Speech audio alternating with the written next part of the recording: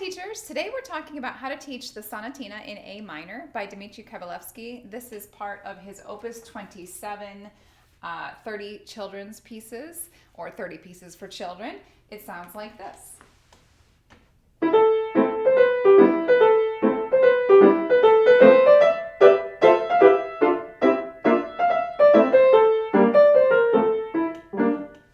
And on from there. Super fun piece. As you saw, I'm looking at this in Keith Snell's compilation of this entire opus. There are other publishers who have put together books of just Op.27 or Op.27 plus some other pieces by Kabalevsky. Otherwise, for some reason, this particular one is a little bit hard to find in general anthologies or intermediate historical collections, but there are several 20th century anthologies that include it. So just do a little hunting and see where you can find this. And I do recommend just looking at whole books of the entire opus by Kabalevsky. This is on RCM level 5, and for my Illinois colleagues, this is on our AIM syllabus level 8. So the main features of this piece are obviously this kind of little sonatina. Kabalevsky wrote bigger, harder sonatinas, but this is probably the easiest one, and it's not really a true full sonatina form with a second theme. It's a short version of a sonatina, and yet it's still a good introduction to sonatina form. And then obviously the dotted rhythms and the double dotted rhythms. So we're going to talk about those in just 1 second. Our students need to be able to play in the key of A minor. That's not hard. And in general, the pitch content of this piece is not terribly difficult, with the exception of the fact that there are loads of accidentals. So your student needs to be able to read accidentals to understand that they last the whole measure and reliably play them that way. And then also understand naturals take away the accidentals and just hear all of that chromatic movement. Students need to be familiar with the idea of half steps and whole steps when working on a piece like this, or pretty much anything from the early 20th century pedagogical type music like this and other things by Kabalevsky and Khachaturian. So let's move on to rhythm, because that's really one of the biggest things we're going to want to work on in this piece. We have loads of this combination of dotted eighth note 16th, or 1 E and a 2 E and a 3 E and a 4 E and a. So your student should not be learning that rhythm for the first time with this piece. You should have already done something else with them so that they're comfortable with that. And they need to not only be able to understand that rhythm, read that rhythm, execute it correctly, but also be able to play it very precisely. Many of my students, when they look at that rhythm, they suddenly turn into a triplet feel or a swing eighth note feel. Long, short, long, short, long, short, long, short, instead of this really precise 1 E and a 2 E and a 3 E and a 4 E and a. So that's one of the biggest things I work on in any piece like this that has this very rhythmic feel with that dotted rhythm. On top of that, though, we have the double dotted quarter note that starts the whole thing off in measure 1 and shows up a couple of more times later. And if your student has not encountered a double dotted note before this, that's okay. Really, a double dotted note officially is the note plus 3/4 of its value. So a double dotted quarter is full quarter note plus 3/16. So it's just that double dotted quarter plus a 16th to fill 2 beats. It's a little bit cumbersome to explain with words. It makes much more sense when you're actually looking at it on the score. But what I tell my students with this is I draw it so that there's a quarter note tied to that dotted eighth note, so that really we have this over and over again, and one of them just has an extra tie. 1 E and a 2, a 3 and 4 and 1. And then they have no trouble understanding that rhythm, executing it correctly, and making sure that 16th note goes right before beat 3. So if I play that, same thing with the pickup at the very, very beginning. It needs to be a 16th note, not an 8th note. So a 1, a 3, E4, a 1, like this.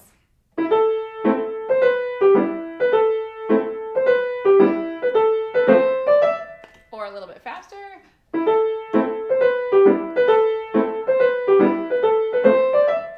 What we don't want is either eighth note feel or swing eighth note feel.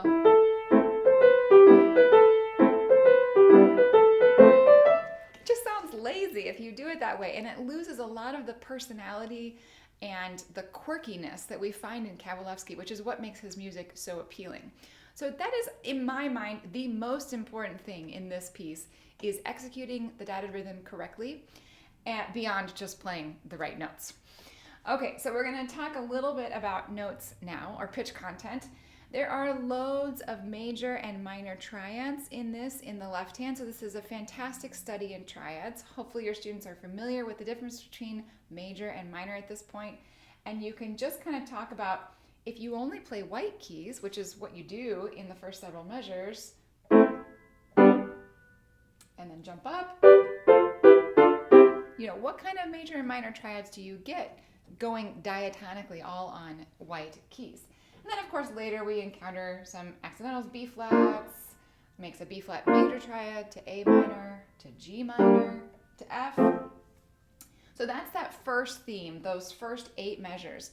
And then at measure 9, instead of having a new theme in the dominant or the relative major, which is what Kabalevsky should have done in order to write a correct sonata form, all he does is take the exact same first theme and move it to D minor. So going to the subdominant.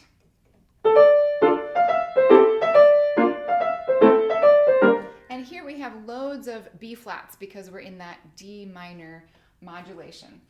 And then it gets really weird in measure 12 as we transition into the development. And once you get there, it's just like accidentals everywhere. It kind of starts in G minor,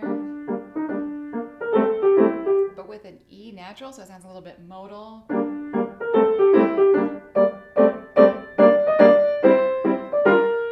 So here our left hand branches out of just playing triads, and instead we get some triad inversions as well as seventh chords. So you have a couple of ways you could go through this. You could really do a lot of in-depth analysis with your student, which beyond the triads I probably wouldn't do a lot of at this particular level. You can also just start to notice the half step or whole step change. So if you block 1 chord per repetition, I'm starting in measure 16, going to G minor, and then from here the top 2 notes just move up.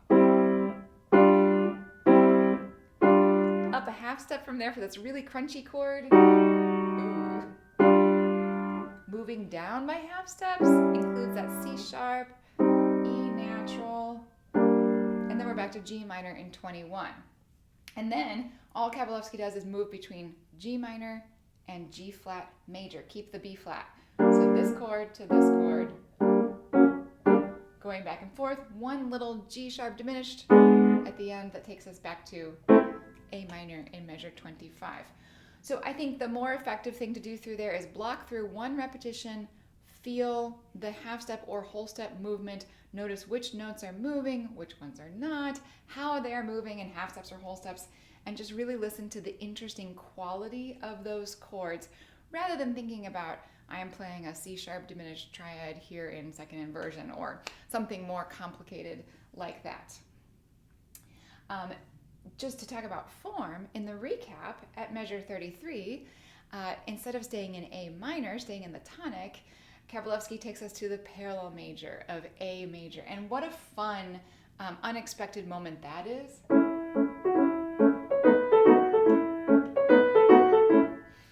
So this is a great exercise in looking through what did he do with key relationships.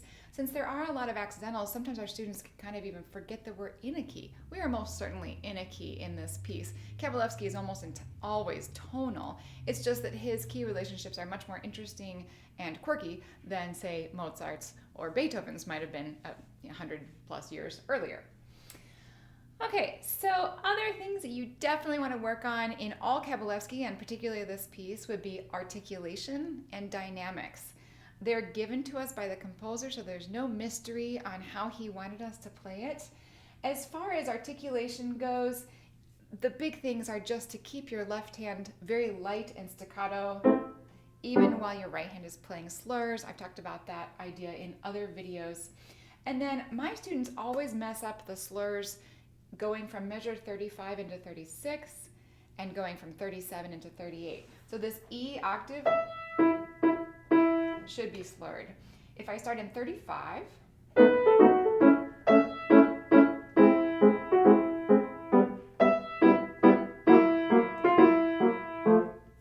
so that's one thing to just note that's a typical place for students to do the wrong articulation.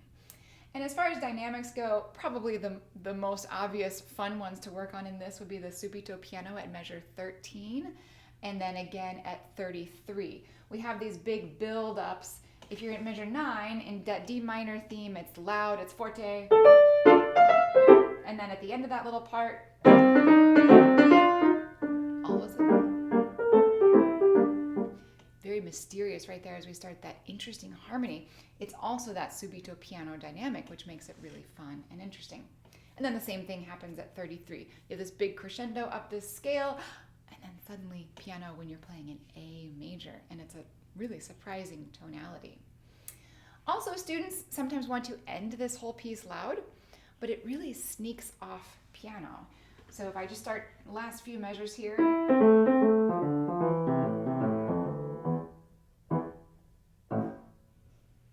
and you don't really need a retard or anything, you can maybe place the last note, but it should pretty much end almost exactly in time. Which leads me to my last point with this piece. All sonatinas and sonatas should have some sort of story or narrative or character development that goes with them. Sonata form is based on the old theater concept of introducing characters, having a conflict, that's the development, and then resolving that conflict and everything, being resolved in the end. And so I always make sure my students have had some sort of idea generally of what's going on in the story of this piece. And this is a great one. Students don't usually have much trouble coming up with something. Usually somebody's sneaking around in this particular piece, and at the end they've snuck off. Maybe somebody's chasing them a little bit, or it's some sort of scampering in the forest. I don't know. You can come up with lots of your own ideas. You can come up with ideas with your students and see how creative they can get. But the more imagination they can have around who exactly is sneaking around and what is happening, the more they'll be able to enjoy their playing and bring their audiences to enjoy their playing as well. I hope this has given you a few ideas on how to teach the Kabalevsky Sonatina in A minor. Please subscribe to my YouTube channel, give the like button a click for this video, share it with a friend if you found it helpful, and I wish you all the best in your teaching.